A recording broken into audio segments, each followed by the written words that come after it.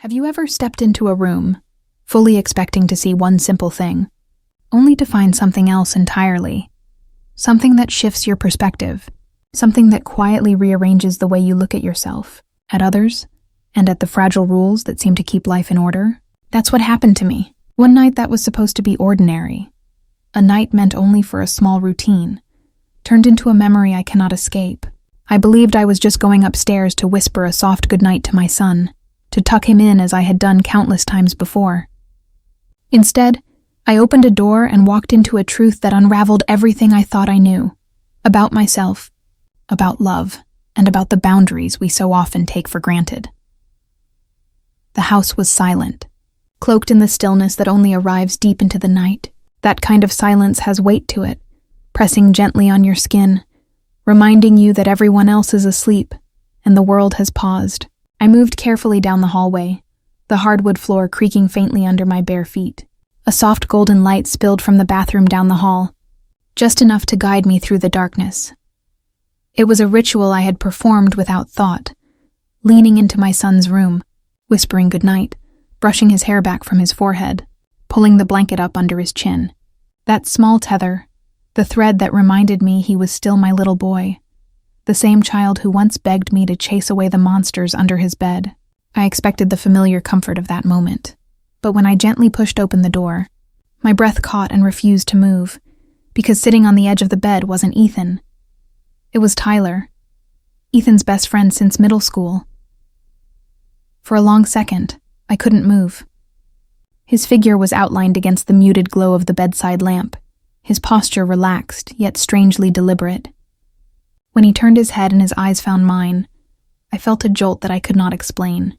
His gaze was steady, too steady, and it unsettled me in ways I had not prepared for.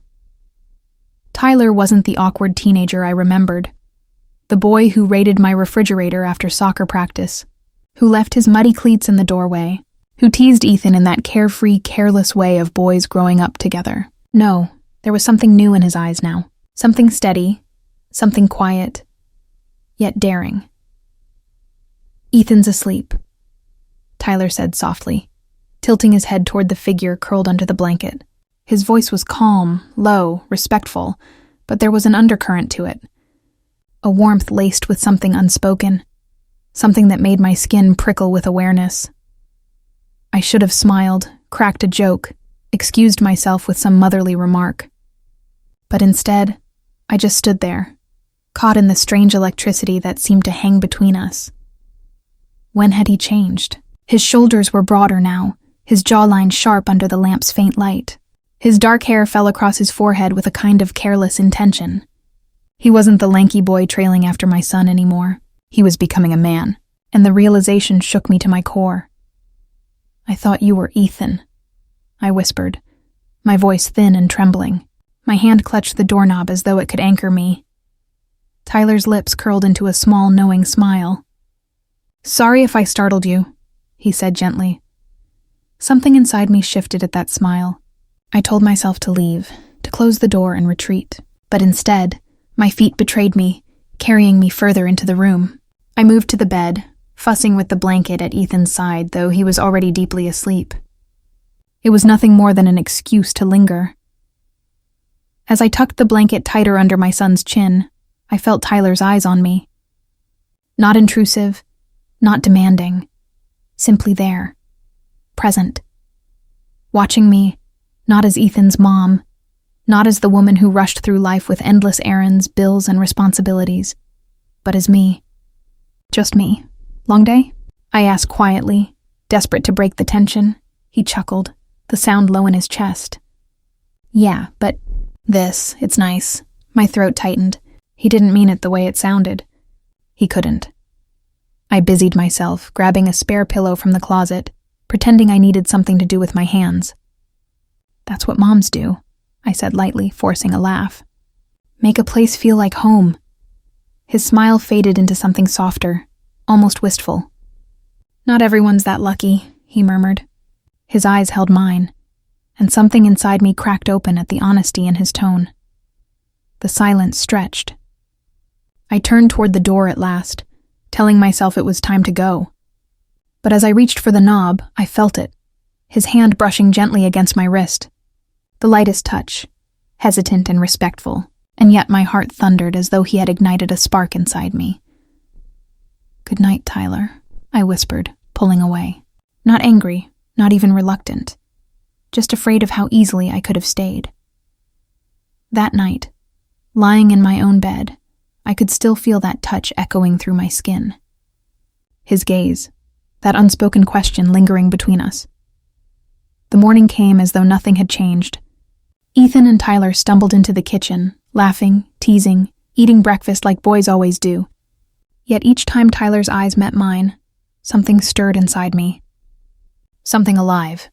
Something dangerous. Later that week, when Ethan mentioned he'd be working late on a school project, the house fell quiet. Too quiet. I curled up on the couch with a book, though I didn't turn a single page. A soft knock sounded at the door. Tyler. He stood there, his hand rubbing the back of his neck, nervous but determined. "Sorry, I didn't mean to bother you." "It's fine," I said gently, setting my book aside. He sat at the far end of the couch, leaving space, respectful. We talked about school, about Ethan, but the words felt empty, shallow. Eventually, his voice grew quieter, his eyes fixed on mine. "Did I make you uncomfortable last night?" he asked carefully. The truth knotted in my throat. I could have denied it. I could have laughed. But instead, I whispered, "No, you didn't." Relief washed over his face, like a breath he'd been holding all day. He leaned forward, his hands clasped together. I've always thought you were incredible, strong, kind, beautiful in a way that makes me feel safe." His honesty broke something inside me. Without thinking, I reached for his hand.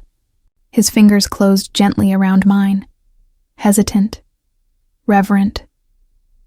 "You shouldn't," I whispered. Though I didn't pull away. "Maybe not," he admitted softly. "But I can't help how I feel." And the truth was, I couldn't either. When he leaned closer, every inch felt like a question. He wasn't demanding. He was asking. And when our lips finally touched, it wasn't wild. It wasn't reckless. It was soft, tentative, fragile. A kiss that asked me if I was ready to be seen again. I could have stopped. I should have. But I didn't.